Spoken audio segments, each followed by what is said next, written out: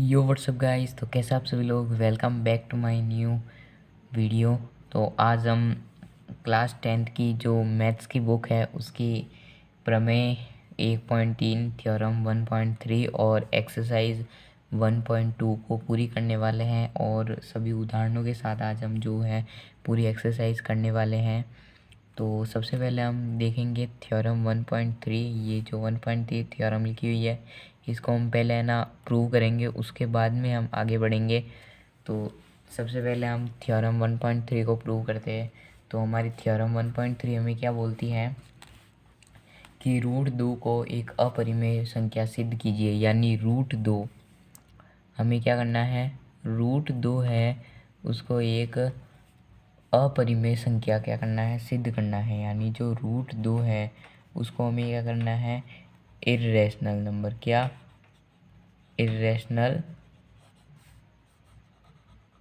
Number, इसको हमें क्या करना है, इर्रेशनल नंबर बताना है। ठीक है, तो इसे हमें क्या करना है, इर्रेशनल नंबर बताना है √2 को। तो √2 को इर्रेशनल बताने के लिए हमें पहले इसे क्या करने का, हमें इसे पहले करना पड़ेगा कि हम इसको √2 को हम क्या करेंगे, पहले हम मानेंगे, क्या मानेंगे, रेशनल नंबर। क्या मानेंगे, रेशनल नंबर। तो हम क्या लिखेंगे, माना √2 एक परिमेय संख्या है, परिमेय संख्या है।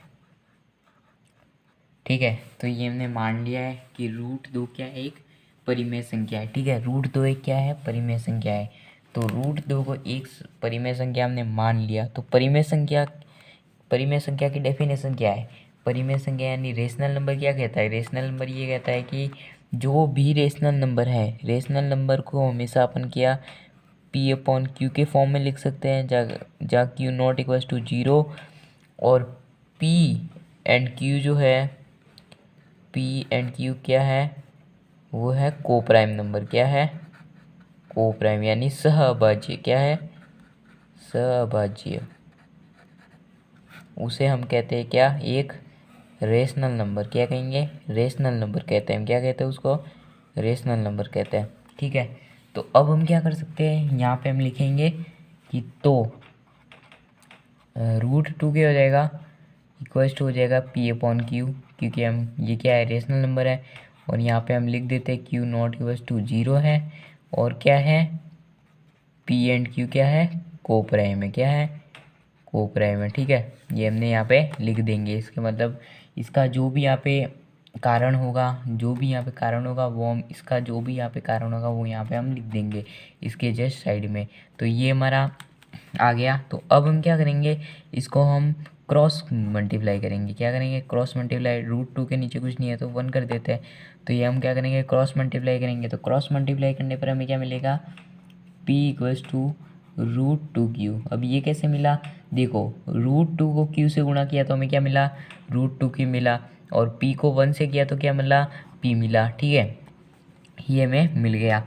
अब हम क्या करेंगे कि इसको दे देंगे समीकरण 1 नाम। क्या दे देंगे, इक्वेशन 1।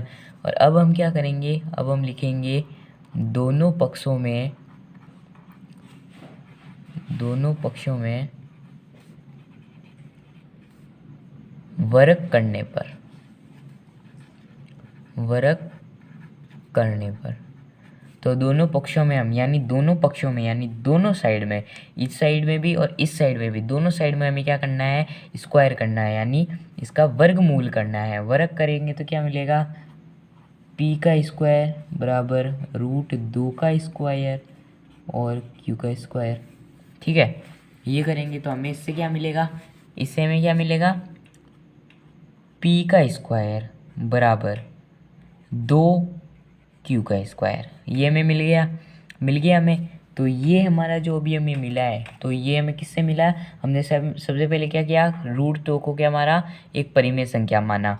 रूट 2 को जैसे हमने एक परिमेय संख्या माना तो हम रूट 2 को p/q के रूप में लिख सकते हैं, p/q के रूप में लिख सकते हैं। तो हमने क्या कर दिया, इनको क्रॉस मल्टीप्लाई कर दिया। क्रॉस मल्टीप्लाई किया तो हम क्या करेंगे, p=2 हमें p=√2³ हमें प्राप्त हुआ। तो अभी हम क्या करेंगे, दोनों पक्षों में वर्ग करेंगे, दोनों पक्षों में क्या करेंगे, वर्ग करेंगे। वर्ग करने पर हमें क्या मिलेगा, p² बराबर √2 का स्क्वायर और q का स्क्वायर। तो हमें क्या मिल जाएगा, p² बराबर 2q²। यहाँ तक हमारा प्रश्न जो है सॉल्व हो गया है। और अभी हमें आगे देखना है, ये थोड़ा थ्योरिकल प्रश्न है, इसको हमें थोड़ा समझना पड़ेगा तो ही हमें इसमें मार्क्स मिलेंगे। ये इसको हमें क्या करना है, पहले हमें मतलब गलत करके इसको सही करना है, यानी मतलब इसको जब हम गलत करेंगे तभी ये प्रश्न सही होगा। अभी हम ये सही नहीं कर रहे, ये गलत कर रहे, बाद में ये जाके हम इसको पलट जाएंगे कि इसको ये गलत है, ये इसके कारण हुआ है, और वो हम ऐसे लिख देंगे, इसमें कारण है लास्ट में। ठीक है, तो अब हमें क्या मिलेगा कि p² बराबर 2q² हो गया, p² बराबर 2q² हो गया। तो अब हम क्या करेंगे, इस 2 है, इस 2 को इधर भेज देंगे, p के पास भेज देंगे। तो ये क्या होगा, p² बराबर q²/2 हो गया। p²/2 equals to q²। इसे हम क्या करेंगे, इक्वेशन नंबर 2 नाम देंगे। क्या देंगे, इक्वेशन नंबर 2। ठीक है, तो इक्वेशन नंबर 2। तो अब हम इसका अब यहाँ पे हम क्या लिखेंगे, इसको करने के बाद हमें लिखना है कि यहाँ p² 2 से भाज्य है तो p भी 2 से भाज्य होगा।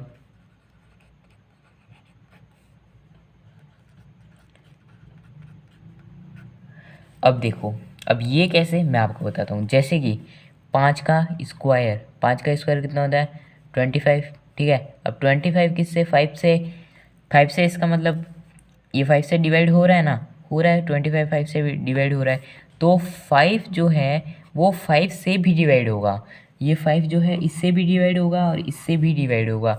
इसका मतलब ये है कि 5 का स्क्वायर से अगर ये 5 डिवाइड हो रहा है तो ये जो 5 है वो 5 से भी डिवाइड होगा। जैसे कि अब हम देख लेते हैं, 2 का स्क्वायर कितना होता है, 4 को हम 2 से डिवाइड कर सकते हैं, तो 2 को भी हम 2 से डिवाइड कर सकते हैं, कि नहीं कर सकते, कर सकते हैं। तो इसीलिए हम यहाँ पे लिखेंगे कि यहाँ p² है, तो p² तो 2 से भाज्य है, यानी p तो 2 से विभाजित होगा, लेकिन जो p² है ना वो तो 2 से होगा, लेकिन जो p है वो भी होगा, क्योंकि अगर इसका इसमें भाग जा रहा है तो इसमें भी तो भाग जाएगा, ये दोनों बराबर होंगे। तो अब हम क्या करेंगे, अब हम आगे करते हैं इसको। तो अब हमें जो इक्वेशन नंबर 2 मिल गई है, ठीक है, तो अब हम क्या करेंगे कि है ना, ये जो p² है ना, हम क्या करते हैं कि माना, वापस से एक बार यहाँ मान लेते हैं, माना p बराबर 2r, क्या मान लिया, p बराबर 2r, ये हमें मानना है। हमें इसमें क्या करना है, जितनी भी हमें जैसे कि √3 √5 √6, अगर हमें जो भी सिद्ध करना है, जो भी संख्या अपरिमेय सिद्ध करनी है, उसको हम क्या कर सकते हैं कि जो भी अपरिमेय संख्या सिद्ध करनी है उसको ही हम 2r में ले लेंगे। 2r मतलब r में ले लेंगे। जैसे कि √3 है, अगर √3 है तो हम क्या लेंगे, 3r ले लेंगे। √4 है तो 4r ले लेंगे। √6 है तो 6r ले लेंगे, और √5 है तो 5r ले लेंगे। ठीक है, तो अब हम क्या करेंगे, p का मान समीकरण 1 में नहीं, समीकरण 2 में रखने पर, एक तो वो अलग हो जाएगी ना, ये अलग हो जाएगी, फिर क्या होगा, ये थोड़ी अलग हो जाएगी। इसलिए हम क्या करेंगे कि p²/2 इक्वल्स टू q², ये हमारी है इक्वेशन है हमारी। तो अब हम क्या करेंगे, इधर लिखेंगे 2r का स्क्वायर, यानी p का मान हम यहाँ रखेंगे तो p है, p² तो है नहीं, p² है तो स्क्वायर यहाँ पे हमारा आ जाएगा /2 बराबर qr। तो अब क्या होगा, अब हम इसको ब्रैकेट को खोलेंगे तो हमें क्या मिलेगा, ब्रैकेट को खोलने पर हमें क्या मिलता है, 4r²/2 इक्वल्स टू qr। तो अब देखो ये हमें मिल गया। अब हम क्या करेंगे, 2 से 4 को काटेंगे इतना 2 बार, ठीक है, तो हमें क्या मिल जाएगा, 2r² बराबर q²। ठीक है, 2r² बराबर q²। ठीक है, अब हम क्या करेंगे, r² बराबर q²/2 समीकरण नंबर दे देंगे 3। ये हमारा क्या हो गया, ये हमारा आ गया। तो हम ये का ये यहाँ पे लिख देंगे। इसको थोड़ा सा हमें चेंज करना पड़ेगा। यहाँ q² 2 से भाज्य है तो q भी 2 से भाज्य होगा। ठीक है, अब यहाँ तक हमारा क्वेश्चन हो गया सॉल्व। यानी हमारा जो 90% क्वेश्चन है, 90% क्वेश्चन वो यहाँ तक हमारा सॉल्व हो गया। अभी 10% रहा है। तो अब हम क्या करेंगे, अब हम क्या करेंगे कि इसको है ना, अब हमें इसमें क्या करना पड़ेगा कि यहाँ पे हमें कुछ 4-5 लाइनें लिखनी है, जो आपको ध्यान से एकदम दिमाग रख के इसको देखना पड़ेगा, तभी आपको ये समझ में आएगी। अब हम क्या करेंगे, यहाँ पे लिखेंगे समीकरण 2 समीकरण 3 से यह स्पष्ट है कि 2 p व q का उभयनिष्ठ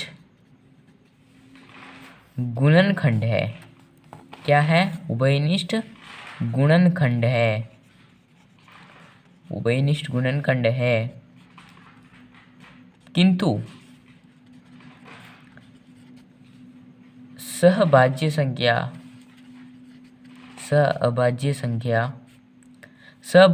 क्या होती है, मैं पहले आपको वो बता देता हूँ। सहभाज्य संख्या ऐसी संख्या होती है जिसमें कोई उभयनिष्ठ गुणनखंड नहीं होता। जैसे कि 5 और 7, 3 और 4, 2 और 7, ये हो गए। तो इसमें कोई उभयनिष्ठ गुणनखंड नहीं है, यानी एक के अलावा इनका कोई भी अपना खुद का अलग एक गुणनखंड नहीं है। तो इसे क्या कहेंगे, हम सहभाज्य संख्या कहेंगे। क्या कहेंगे, सहभाज्य संख्या। किंतु सहअभाज्य संख्या के अनुसार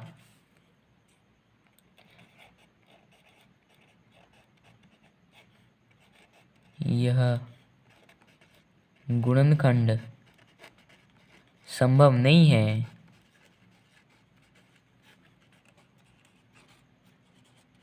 संभव नहीं है, क्या नहीं है, संभव नहीं है। ठीक है, संभव नहीं है। तो संभव नहीं है क्योंकि वो अभाज्य संख्या में क्या कहती है कि इसका कोई भी उभयनिष्ठ गुणनखंड नहीं होना चाहिए। जबकि p व q का उभयनिष्ठ गुणनखंड कौन है, 2 है। p व q का उभयनिष्ठ गुणनखंड 2 है। ठीक है, तो p व q का उभयनिष्ठ गुणनखंड क्या गया, 2 आ गया। तो 2 आने के पश्चात हम क्या करेंगे, यहाँ पे लिखेंगे कि यह विरोधाभास के कारण हुआ है। किसके कारण हुआ है, विरोधाभास के कारण हुआ है। अतः हमारे द्वारा मानी गई धारणा गलत है। अतः हमारे द्वारा मानी गई धारणा गलत है। अतः हमारे द्वारा मानी गई धारणा क्या है, गलत है, असत्य है हमारे द्वारा मानी गई धारणा। तो यहाँ क्या होता है, √2 एक, अतः √2 एक अपरिमेय संख्या है। हैंस प्रूव्ड, ये हमारा सिद्ध हो गया है। इति सिद्धम, ये हमारा सिद्ध हो गया है। ये हमारा क्या हो गया, सिद्ध हो गया। तो हम क्या लिख देंगे, इति सिद्धम, ये हमारा सिद्ध हो गया है। और हमारा हैंस जो है वो प्रूव हो गया है कि हमें √2 क्या एक अपरिमेय संख्या है। ठीक है, तो हमारा √2 एक अपरिमेय संख्या हो गया है। तो अब हम करते हैं, हमारा एक्सरसाइज करते हैं। अब हमारी क्या करते हैं, फर्स्टली हम एक्सरसाइज कर लेते हैं। तो इसी प्रकार अब हम क्या करेंगे कि एक्सरसाइज 1.2 का फर्स्ट क्वेश्चन है हमारा, क्या है, √5 को हमें क्या करना है, इरेशनल नंबर हमें क्या करना है, सिद्ध करना है। ठीक है, तो इसमें हम क्या करेंगे, वही हमें करना है। हम क्या करेंगे, माना, क्या करेंगे हम, माना रूट 5 क्या है, एक परिमेय संख्या है। ठीक है, परिमेय संख्या मान लिया। तो परिमेय संख्या क्या कहती है कि P अपॉन क्यू होना चाहिए, Q not equals to 0। P and Q क्या होना चाहिए, को प्राइम। क्या होना चाहिए, को प्राइम। ठीक है, तो हमारा क्या हो सकता है, ये रूट 5 परिमेय संख्या हो सकता है। ठीक है, तो अब हम क्या करेंगे, हम रूट 5 को परिमेय संख्या सिद्ध करना है। तो अब हम क्या करेंगे कि मान लिया हमने परिमेय संख्या इसको, तो अब हम क्या कर सकते हैं, root 5 is to P upon Q.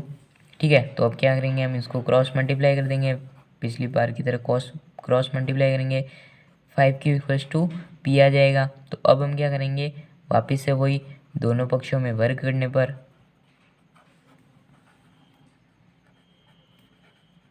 तो दोनों पक्षों में वर्ग किया तो क्या आया, रूट 5 का स्क्वायर, क्यूब का स्क्वायर, पी का स्क्वायर। तो हमें क्या मिला, 5Q बराबर 5Q स्क्वायर बराबर पी स्क्वायर। हमें क्या मिला, 5Q स्क्वायर बराबर पी स्क्वायर। ठीक है, तो अब हम क्या करेंगे कि इसको वापस से इधर ट्रांसफ़र करेंगे 5 को, तो हमें क्या मिलेगा, Q square upon Q square equals to P square upon 5। ये हमें मिल गया। तो अब हम क्या लिखेंगे, वही लाइन लिखेंगे कि अगर पी स्क्वायर 5 से भाज्य है तो पी स्क्वायर पी भी 5 से भाज्य होगा, यानी पी स्क्वायर 5 से भाज्य है तो पी भी 5 से भाज्य होगा। यानी 7 अगर 49 अगर 7 से भाज्य है तो 7 भी 7 से भाज्य होगा, क्योंकि 7 का स्क्वायर 49 होता है, वो 7 से भाज्य है तो 7 भी 7 से भाज्य होगा। समझे? तो इसी प्रकार हम क्या करेंगे, यहाँ पे लिख देंगे पी स्क्वायर 5 से भाज्य है, पूरा नहीं लिख रहा मैं, तो पी भी 5 से भाज्य होगा। ठीक है, ये हमारी क्या हो जाएगी, इक्वेशन नंबर 1 हो जाएगा। ठीक है, ये हमारा क्या हो जाएगा, इक्वेशन नंबर 1 हो जाएगा।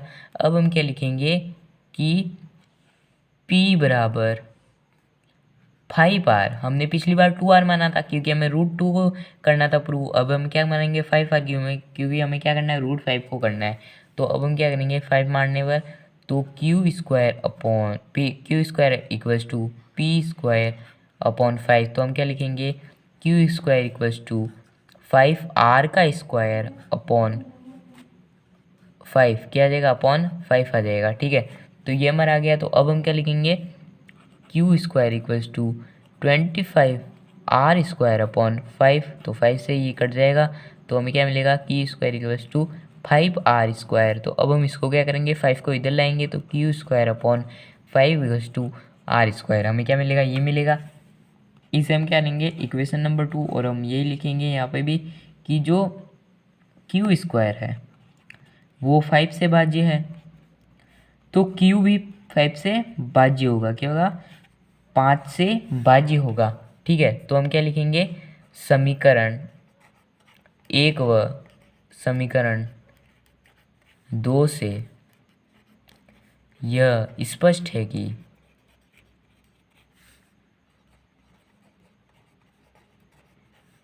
P व Q का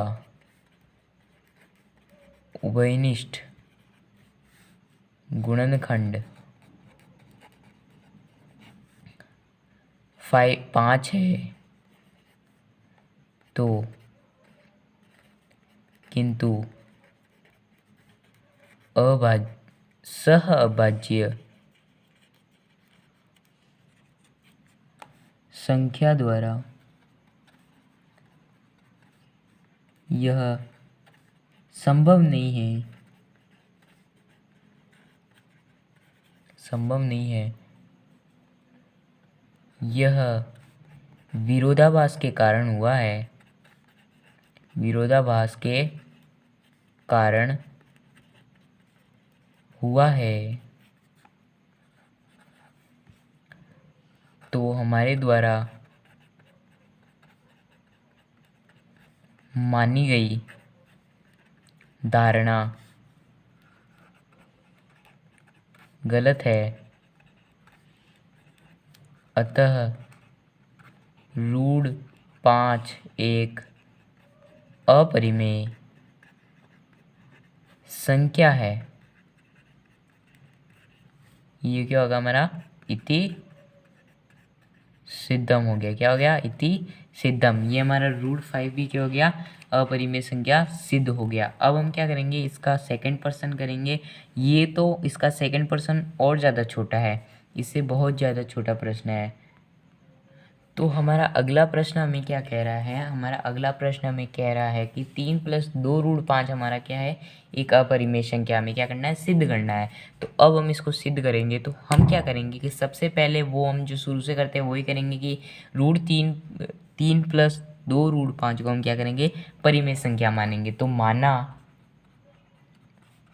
3 + 2 √ 5 क्या है? अपरिमेय संख्या है। क्या है? अपरिमेय संख्या है। क्या है हमारी? अपरिमेय संख्या है। √2 + 5 3 + 2 √ 5 हमारा क्या है?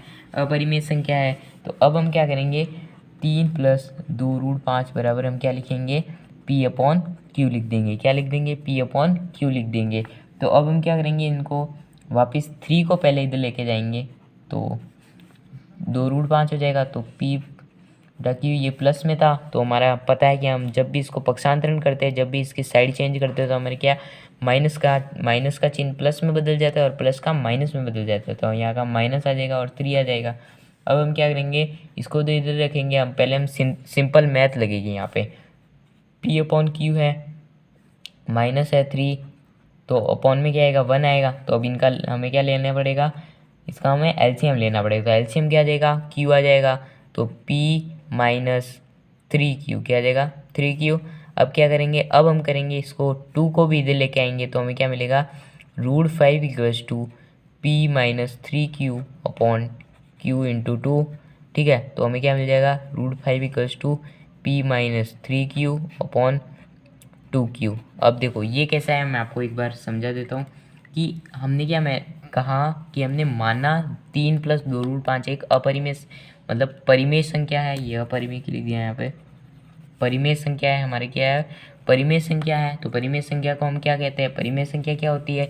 जिसको हम ऐसी संख्या जिसको हम क्या कर सकते हैं? P/Q Q0 = 0 और P/Q क्या है? कोप्राइम है। क्या है? कोप्राइम है। तो उसे हम क्या कहते हैं? परिमेय संख्या कहते हैं। ठीक है, क्या कहते हैं हम? परिमेय संख्या कहते हैं। तो वो हमारा हो जाएगा।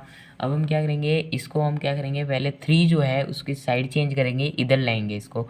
तो हमारा ये 3 किस में? प्लस में था, इसमें आ जाएगा माइनस में हो जाएगा। ठीक है, तो अब हमारे पास क्या बचेगा? 2 √ 5 बराबर P/Q -3 हो जाएगा। तो 2 √ 5 = P/Q। ठीक है, तो हम इन दोनों में सब हमें क्या लेना पड़ेगा? एलसीएम लेना पड़ेगा। तो एलसीएम लेने के बाद हमें क्या मिलेगा कि एलसीएम लिया तो क्यू को डिवाइड क्यू से करते हैं तो 1 बार, और 1 को पी से गुणा करेंगे तो पी।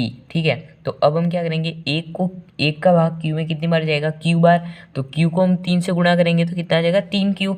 3Q आ गया। ठीक है, तो अब 5 रूट है, √5 है हमारा।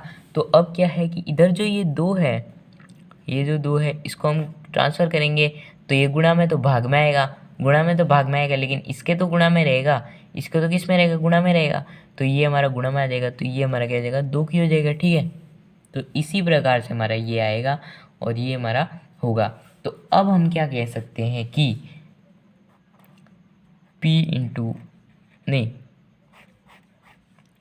3Q अपॉन 2Q क्या है? एक परिमेय संख्या है।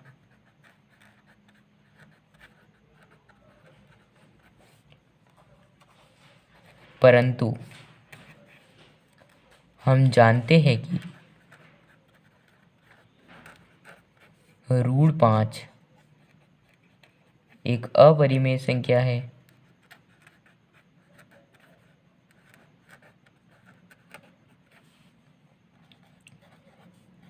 अतः 3 + 2 √ 5 एक अपरिमेय संख्या है। अपरिमेय संख्या है। अब देखो ये एक परिमेय संख्या कैसे है मैं आपको बताता हूँ कि देखो अगर कोई भी संख्या है जैसे कि 7 × 7 × 7 अपॉन 2 × 7 कर लेते हैं। ठीक है, तो ये हमारा 7 × 7/2 × 7 कर दिया, ठीक है। मैंने मानना है, ठीक है। तो मानना है तो हमने क्या किया कि अगर इनको हम मल्टीप्लाई करेंगे तो 49 और इसको करेंगे तो 14 आएगा। कितना आ जाएगा? 14 आ जाएगा, ठीक है। तो 49/14 है। अब देखो किसी भी, मैं आपको एक नियम बता रहा हूँ जो आपको याद रखना है, तो आप ऐसे क्वेश्चन सॉल्व कर सकते हैं कि किसी भी पूर्णांकों को जोड़ बाकी गुणा भाग करने पर कर सकते हैं तो उसे हम क्या कहेंगे? परिमेय संख्या। अगर पूर्णांकों का हम बटा में है तो जोड़ बाकी गुणा भाग कर सकते हैं तो क्या कहेंगे? उसे परिमेय संख्या कहेंगे। तो ये हमारे इधर साइड वाली परिमेय है, लेकिन इधर साइड वाली हम जानते हैं कि अपरिमेय है। हमने पहले सिद्ध कर रखा है कि ये √5 एक अपरिमेय संख्या है।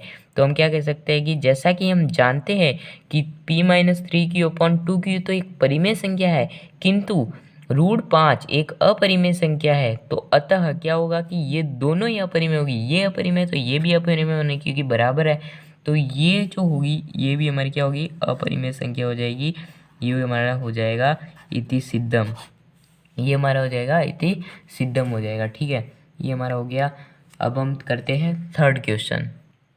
तो अब हमें थर्ड क्वेश्चन में क्या करना है? इन तीनों संख्याओं को हमें क्या करना है?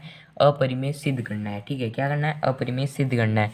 तो अब हम इसमें से क्या लेते हैं? फर्स्ट को लेते हैं। तो फर्स्ट क्या है? 1/√2 है, ठीक है। 1/√2 है तो हम क्या मानना है इसको परिमेय संख्या। तो हम क्या करेंगे? इसको p/q के रूप में लिख सकते हैं। आपको इसको पूरा एकदम लाइन वाइज लाइन करना है। मैं थोड़ा ऐसे रफ में कर रहा हूँ, लेकिन आपको एकदम लाइन में करना है। आपको क्या करना है? 1/2 परिमेय संख्या है हमारा, तो p/q हो जाएगा। तो अब हम क्या करेंगे कि 2 है तो अब हम क्या करेंगे? इसको है ना, इसको सीधा हम क्या करेंगे? पहले पलट देंगे। अब पलटेंगे कैसे? जैसे कि हमारा मान आता है कि 1 और कोई n, 1/n का मान कितना है? 1/17 है, 70 है।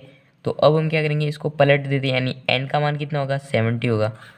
इसको अगर पलटेंगे तो n/1 = 70/1, ठीक है। तो ये 1 है ना, ये हमारा क्या हो जाएगा? n का मान हो जाएगा, ठीक है। तो इसी प्रकार से हम क्या करेंगे कि यहाँ पे √2/1 लिखेंगे तो क्या हो जाएगा? q/p हो जाएगा। तो ये हो जाएगा। तो अब हम इसको हम क्या करेंगे? क्रॉस मल्टीप्लाई करेंगे। अब हम इसको क्या करेंगे? क्रॉस मल्टीप्लाई करेंगे तो हमें क्या मिलेगा? रूट तो अब हमें क्या मिलेगा? रुको, अब हमें ना यहाँ पे सीधा हम कर सकते हैं इसको। अगर हम करना चाहे तो हम उसको बड़े वाले मेथड से और छोटे वाले मेथड, दोनों मेथड से कर सकते हैं। हम क्या करते हैं? पहले इसको छोटे मेथड से मैं आपको करके बता देता हूँ। छोटा मेथड ये रहेगा कि हमारे पास √2 = q/p आ जाएगा। q/p तो हम यहाँ पे क्या लिख सकते हैं? q/p क्या है? एक परिमेय संख्या है। ये हम यहाँ पे लिख देंगे। q/p क्या है? एक परिमेय संख्या है, किंतु रूट हम जानते हैं कि √2 एक क्या है? अपरिमेय संख्या है। तो 1/√2 भी क्या होगा? एक अपरिमेय संख्या होगा। यानी हमारा ये आधा पेज में क्वेश्चन पूरा सॉल्व हो जाएगा। ये हम कर सकते हैं। देखो, परिमेय है किंतु √2 क्या है? अपरिमेय है। तो 1/√2 क्या हो जाएगा? अपरिमेय, ठीक है। ये हमारा हो जाएगा। तो अब हम क्या करते हैं? ये हमारा हो गया समाप्त। अब हम क्या करते हैं? सेकंड पर चलते हैं। सेकंड हमारा क्या बोल रहा है कि √7 को हमें क्या करना है? अपरिमेय सिद्ध करना है। तो हम वही करेंगे कि पहले हम इसको क्या करेंगे? रेशनल मानेंगे, परिमेय मानेंगे। परिमेय मानते हमारा क्या हो जाएगा? p/q हो जाएगा। p/q आ गया। अब हम क्या करेंगे कि 7 को इधर ट्रांसफ़र कर देंगे। 7 को इधर ट्रांसफ़र करेंगे तो √5 = p/q। ये गुणा में तो भाग में आएगा, लेकिन इसके तो गुणा में रहेगा, यानी 7। तो अब √5 = p/7q, ठीक है। ये हमारा आ गया। तो हम वापस वही हम क्या करेंगे? वही लिखेंगे कि 7/q क्या है? ये क्या है? p/7q क्या है? हमारा रेशनल है। क्या है? रेशनल यानी परिमेय है। परिमेय है, लेकिन क्या है? √5 हमारा क्या है? अपरिमेय है। क्या है? अपरिमेय है, ठीक है। तो हमारा जो 7√5 है ये भी क्या हो जाएगा? अपरिमेय हो जाएगा, ठीक है। इसी प्रकार हम थर्ड कर लेते हैं। थर्ड 6 + √2 हो जाएगा। 6 + √2 है तो हम क्या करेंगे कि इसको परिमेय मानेंगे तो क्या हो जाएगा? p/q हो जाएगा। फिर हम 6 को इधर लाएंगे तो क्या हो जाएगा? p/q - 6, ठीक है। तो √2 = p - 6q/q। अब देखो ये कैसे आया? कि हमने यहाँ पे 1 था तो क्यू कॉमन ले लिया, तो क्यू का क्यू में भाग देंगे तो पी आएगा, आई मीन 1 आएगा, तो 1 को पी से गुणा करेंगे तो पी आ जाएगा। अब 1 में क्यू का भाग देंगे तो क्यू बार जाएगा, और क्यू को 6 से गुणा करेंगे तो 6 क्यू हो जाएगा, तो √2 equals to P minus 6 Q upon Q हो जाएगा। तो अब हम यहाँ क्या लिखेंगे कि P minus 6 Q upon Q, ये क्या है, परिमेय संख्या है, परिमेय संख्या है, जबकि √2 है, √2 क्या है, अपरिमेय है, हम जानते हैं कि अपरिमेय है, तो 6 प्लस √2 क्या हो जाएगा, हमारा अपरिमेय हो जाएगा। तो ये हमारा क्या हो जाएगा, इति सिद्धम। इस प्रकार हमें सब क्वेश्चन को करना है हल। तो अब मैं आपको थोड़ा सा कुछ दे रहा हूँ इस चैप्टर का, एक क्वेश्चन दे रहा हूँ, 1 से 2 क्वेश्चन दे रहा हूँ मैं आपको। तो पहला क्वेश्चन तो है कि आपको √3 को अपरिमेय सिद्ध करना है, और सेकंड क्वेश्चन है 5 माइनस क्या है, 5 माइनस √3 को अपरिमेय सिद्ध करना है। ये आपको 2 क्वेश्चन करने हैं, 2 क्वेश्चन आपको करने हैं। मैं यहाँ पे लिख देता हूँ कि √3 जो है उसको अपरिमेय सिद्ध करना है, और क्या करना है, 5 माइनस √3 को अपरिमेय सिद्ध करना है, ठीक है। √3 को अपरिमेय सिद्ध करना है, ये आपको करना है। अगर आपको नहीं आते तो आप मेरे को कमेंट करना, मैं आपको ये बता दूंगा। Thank you so much for watching, bye, like subscribe.